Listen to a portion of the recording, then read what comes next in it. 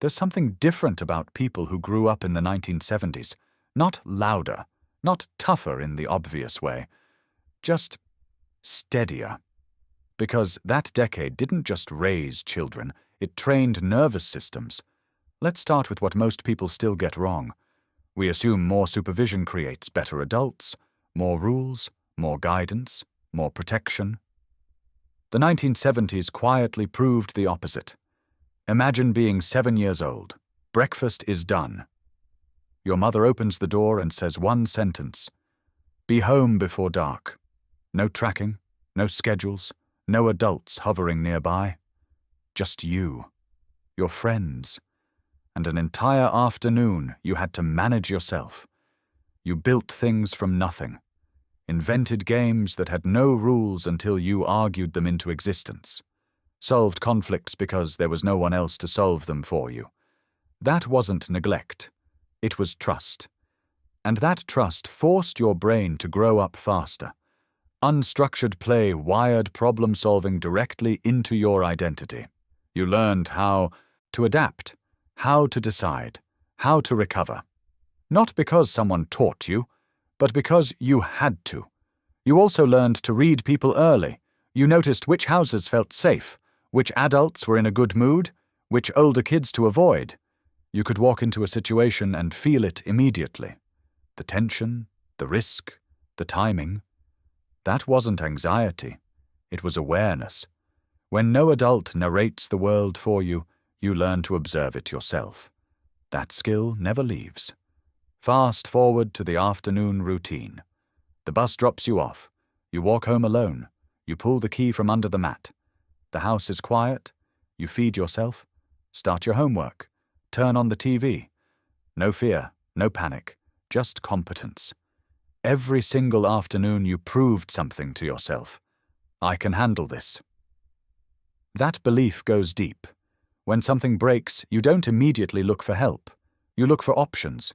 Psychologists call it an internal locus of control.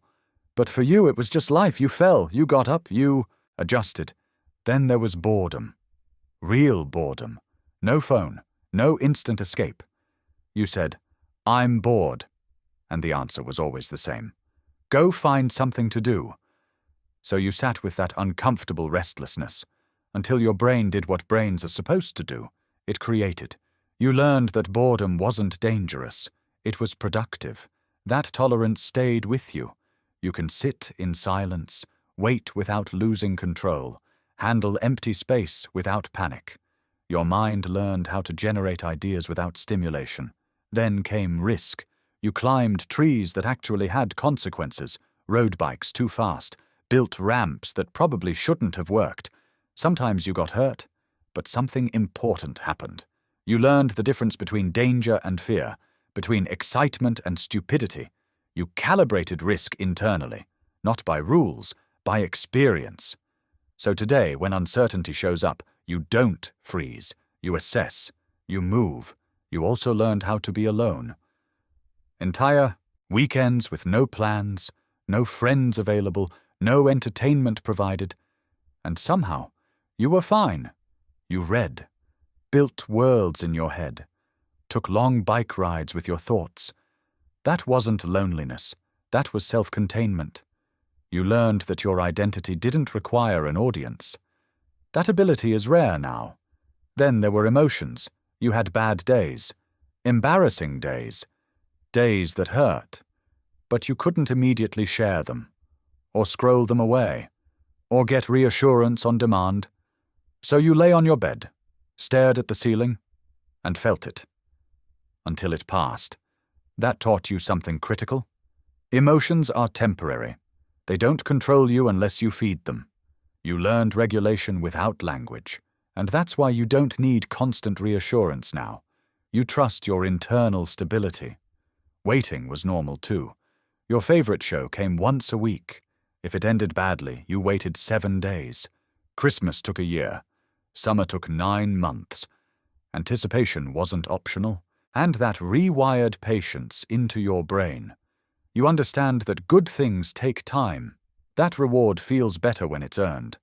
Failure was part of it. You lost games, missed lines, got average grades, no one rescued your self-esteem, you felt bad, then you tried again. So failure never became your identity, it became information. That's why rejection doesn't shatter you now. And socially, you had no referees. Friendships were messy, conflicts were real. You learned to read tone, notice subtext, sense tension before words appeared. Those skills didn't come from lessons. They came from necessity. Now, years later, many of you watch your own children struggle, and you feel the urge to fix it. But you pause. Because you know something others don't. Comfort creates anxiety. Competence creates confidence. You allow struggle, because struggle built you. Your brain was shaped by freedom, strengthened by boredom, and stabilized by responsibility. And that's why, in a world that feels louder, faster, and more fragile, you carry something quietly powerful. The knowledge, deep and unshakable, that you can handle whatever comes next,